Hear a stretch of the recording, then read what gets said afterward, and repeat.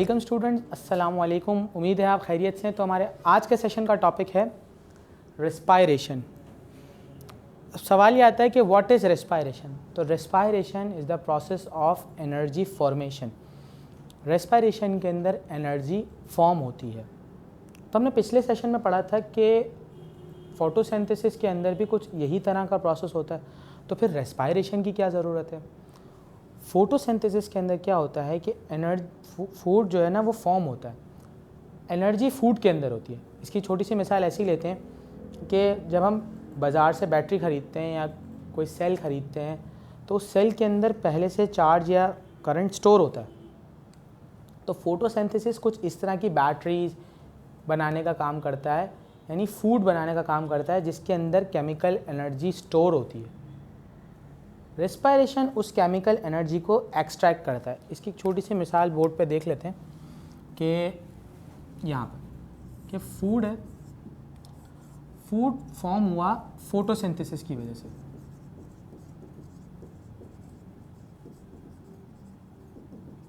Photosynthesis helps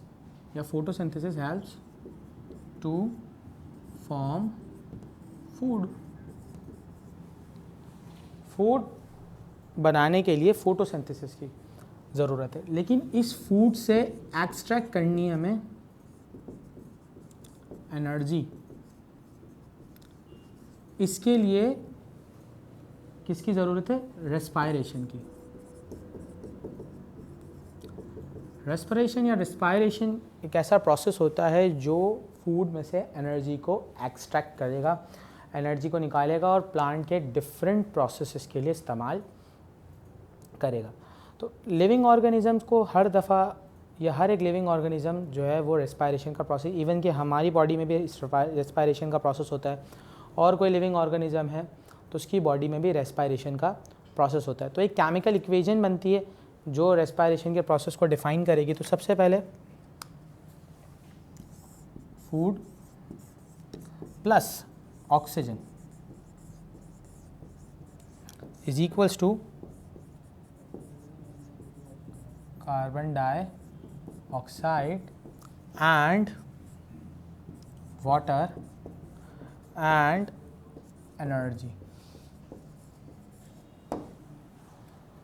तो food oxygen के साथ कंबाइंड होता है और कार्बन डाइऑक्साइड, वाटर और एनर्जी रिलीज़ करता है। होता क्या है कि अक्सर अगर हम अपनी भी मिसाल लें तो हम भी खाना फ्लेम के बगैर नहीं खाते या इस्तेमाल नहीं करते, कंज्यूम नहीं करते जब तक उसे हम पका ना लें फ्लेम पे। तो यहाँ जो फ्लेम का किरदार अदा करता है वो ऑक्सीजन करता है। ऑक्सीजन क्या करता है कि फ़ूड को हीट प्रोवाइड करता है, यानी जब जो फूड को हीट दरकार होती है अपने अंदर से एनर्जी एक्सट्रैक्ट करने के लिए तो वो प्रोवाइड करता है। उसके बाद फूड में से जब वो हीट एनर्जी से जब वो केमिकल एनर्जी एक्सट्रैक्ट होना शुरू होती है तो उसके साथ साथ वाटर और कार्बन डाइऑक्साइड, दो अलग अलग चीज़ें भी रिलीज़ होती हैं। कार्बन डाइऑक्साइड हमारे फोटोसिंथेसिस में काम आ जाती है और वाटर, मैंने बताया था वाटर भी ज़रूरी होता है फोटोसिंथेसिस के प्रोसेस के लिए। एक्स्ट्रा वाटर बॉडी से पास आउट हो जाता है और एनर्जी पूरी बॉडी में जो है वो ट्रांसफ़र हो जाती है। तो ये एक रेस्पायरेशन का प्रोसेस होता है जिसके अंदर क्या होता है, food plus oxygen, when food and oxygen combined they produce carbon dioxide, water and energy. तो ये एक रेस्पायरेशन का प्रोसेस होता है जिसके तहत जिसकी वजह से एनर्जी प्रोड्यूस होती है। अक्सर हमने एक बात सुनी होगी कि प्लांट्स जो है वो दिन में फोटोसिंथेसिस का प्रोसेस करते हैं और रात में रेस्पायरेशन का प्रोसेस करते हैं। ये बात गलत है। प्लांट्स हो चाहे कोई और लिविंग ऑर्गेनिज्म हो, वो ऑल डे रेस्पायरेशन कर रहा होता है। ऐसा नहीं है कि दिन में फोटोसिंथेसिस कर रहा है रात में रेस्पायरेशन कर रहा है, नहीं, बिल्कुल भी नहीं। प्लांट पूरा दिन रेस्पायरेशन कर रहा होता है, लेकिन सिर्फ फोटोसिंथेसिस वो दिन के वक्त करता है क्योंकि फोटोसिंथेसिस में सनलाइट की ज़रूरत होती है। इसकी एक डायग्रामेटिक रिप्रेजेंटेशन देख लेते हैं किस तरह से। तो लेट सपोज कि ये एक प्लांट है, सही है। ये हम बात कर लेते हैं डे टाइम की, और ये वाला जो प्लांट है इसकी बात हम कर लेते हैं नाइट टाइम की। ठीक है स्टूडेंट्स, तो डे टाइम के अंदर क्या हो रहा है कि डे टाइम के अंदर सनलाइट प्रेजेंट है, सन मौजूद है, तो सनलाइट जो है वो प्लांट के ऊपर आ रही है। अब प्लांट क्या कर रहा है, प्लांट इस प्रोसेस के ज़रिए कार्बन डाइऑक्साइड प्रोड्यूस करता है, CO2 प्रोड्यूस करता है, जो यूटिलाइज हो जाती है फोटोसिंथेसिस के प्रोसेस में।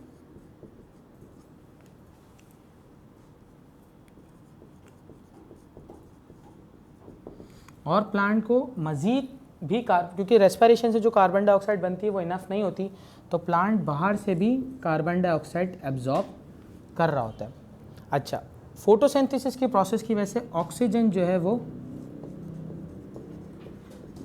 रिलीज़ होता है। अब ऑक्सीजन कहाँ यूज़ हो जाता है, ऑक्सीजन इस्तेमाल हो जाता है रेस्पिरेशन के अंदर। कहाँ इस्तेमाल हो जाता है स्टूडेंट्स, रेस्पिरेशन के अंदर। अब ऑक्सीजन इतना प्रोड्यूस होता है कि सारा का सारा ऑक्सीजन इस्तेमाल नहीं होता, तो कुछ हिस्सा इस्तेमाल होता है और बाकी ऑक्सीजन रिलीज़ हो जाता है। तो ये एक डे टाइम का प्रोसीजर है जिसमें कार्बन डाइऑक्साइड जो रेस्पिरेशन की वजह से प्रोड्यूस हो रही है वो फोटोसिंथेसिस में इस्तेमाल होती है, और वो फोटोसिंथेसिस में इस्तेमाल होने के बाद वो इनफ नहीं होती उसके लिए, तो प्लांट क्या करता है, एनवायरनमेंट से भी मज़ीद कार्बन डाइऑक्साइड एब्जॉर्ब करता है। फिर फोटोसिंथेसिस के प्रोसेस के बाद वो ऑक्सीजन प्रोड्यूस करता है। ऑक्सीजन जब प्रोड्यूस करता है तो वो ऑक्सीजन इतनी अमाउंट में होता है कि उसमें से रेस्पिरेशन का भी प्रोसेस हो जाता है और एक्स्ट्रा ऑक्सीजन बाहर चले जाता है। अब नाइट टाइम पर आते हैं। नाइट टाइम में क्योंकि सनलाइट प्रेजेंट नहीं है और फोटोसिंथेसिस का प्रोसेस भी नहीं हो रहा, तो सिर्फ क्या हो रहा होता है कि प्लांट एब्जॉर्ब कर रहा होता है ऑक्सीजन और रिलीज़ कर रहा होता है कार्बन डाइऑक्साइड। ये ही प्रोसीजर हो रहा होता है सिर्फ नाइट टाइम के अंदर, क्योंकि नाइट टाइम के अंदर ना फोटोसिंथेसिस हो रहा है ना कोई और प्रोसेस हो रहा है। अब इन टोटल अगर हम टोटल की बात करें, अगर हम ऑक्सीजन और इसका टोटल लें, तो डे टाइम और नाइट टाइम मिला के जो ऑक्सीजन प्लांट एब्जॉर्ब करता है वो कम होता है जो डे टाइम में ऑक्सीजन प्रोड्यूस हुआ है या वेस्ट ऑक्सीजन जो है ना वो एटमॉस्फेयर में रिलीज़ हुआ है। क्यों, इसी वजह से हम कहते हैं कि प्लांट लगाने से एनवायरनमेंट में या एटमॉस्फेयर में हमारे ऑक्सीजन की अमाउंट बढ़ जाती है, क्योंकि जितना ऑक्सीजन प्लांट प्रोड्यूस करता है उसका कुछ हिस्सा वो इस्तेमाल करता है और मेजर पार्ट जो है वो एक्स्ट्रा रिलीज़ हो जाता है, इस्तेमाल हो जाता है। अच्छा, अब अगर हम बात करें कि प्लांट ज़्यादा लगाएंगे तो होगा क्या कि एनवायरनमेंट के अंदर या एटमॉस्फेयर के अंदर ऑक्सीजन की अमाउंट बढ़ जाएगी। अब अगर ऑक्सीजन की अमाउंट बढ़ जाएगी तो एयर बैलेंस आउट हो जाएगा। जो एयर का बैलेंस है, अक्सर हम देखते हैं कि तकरीबन 24-25% जो है ना वो ऑक्सीजन मौजूद होती है, 24 या 25% का जो है ना वो रेशो है। उसके बाद जो है वो नाइट्रोजन मौजूद होती है कुछ 70s के अंदर, 71 आई गेस या 72 के रेंजेस में जो है ना वो नाइट्रोजन प्रेजेंट होती है, और फिर 1% एरागॉन और अदर गैसेस जो है ना वो मौजूद होती है। ये एयर की कंपोजिशन होती है। तो ये एयर की कंपोजिशन तो ख़राब हो जाएगी, तो वो जो ऑक्सीजन एक्स्ट्रा रिलीज़ हो रहा है तो वो हम लिविंग ऑर्गेनिज्म, हम हैं या दूसरे एनिमल्स हैं, तो वो उसे इनहेल करते हैं और कार्बन डाइऑक्साइड रिलीज़ करते हैं, ताकि कार्बन डाइऑक्साइड और ऑक्सीजन का एक बैलेंस बना रहे और एयर बैलेंस आउट ना हो और प्लांट लिविंग ऑर्गेनिज्म या दूसरे एनिमल्स वगैरह सर्वाइव कर सकें। तो ये एयर बैलेंस इस तरह से बनता है। बेशक प्लांट जो है ना वो कार्बन डाइऑक्साइड भी एब्जॉर्ब करता है, ऐसा नहीं है कि कार्बन डाइऑक्साइड एब्जॉर्ब नहीं करता, तो वो कार्बन डाइऑक्साइड जो हम रिलीज़ करते हैं वो प्लांट के काम आ जाती है इन फोटोसिंथेसिस। तो इसीलिए plant is important for us to survive. अब आगे चलते हैं स्टूडेंट्स और समझते हैं कि रेस्पिरेशन और फोटोसिंथेसिस की इम्पॉर्टेंस क्या है, क्या ज़रूरत है हमें भाई कि फ़ोटोसिंथेसिस प्लांट के अंदर हो, और अगर चलो हो भी रहा है, ज़रूरत भी हमें पता चल गई, तो वो क्या बेहतर चीज़ें पैदा कर रहा है प्लांट के अंदर जो प्लांट को सपोर्ट कर रही है, हेल्प कर रही है। तो रेस्पिरेशन का प्रोसेस या फोटोसिंथेसिस का प्रोसेस ग्रो करने में हेल्प करता है। अगर एनर्जी बनेगी नहीं तो वो प्लांट ग्रो कैसे करेगा। अगर हम अपनी बात करें तो हम जब पैदा हुए थे तो आज जो हमारी हाइट है, जो हमारा वेट है, तो वो बढ़ गया है, हमारी ग्रोथ बढ़ गई है। हम उतने ही नहीं, हम इतने से एक बॉर्न बेबी कितना होता है, हम उतने ही थे। जब आज हम बड़े हो गए हैं, 10 साल 12 साल के हो गए, तो हमारा कद है, हमारा वज़न है, सब बढ़ गया है। तो उसके पीछे वजह यही होती है कि हमारी बॉडी में एनर्जी फॉर्मेशन का प्रोसेस होता है जो सेल्स को हेल्प कर रहा होता है रेप्लिकेट करने में, बढ़ने में। इसी तरह से प्लांट को भी ज़रूरत होती है ग्रोथ करने के लिए। फ्लावर्स प्रोड्यूस, अगर फ्लावरिंग प्लांट है तो फ्लावर किस तरह से प्रोड्यूस होगा, फ्रूट देने वाला प्लांट है तो फ्रूट कैसे प्रोड्यूस होगा, सर्वाइवल कैसे पॉसिबल हो पाएगा प्लांट का। तो ये तमाम चीज़ों के लिए फोटोसिंथेसिस का प्रोसेस प्लांट के लिए बहुत ज़रूरी है।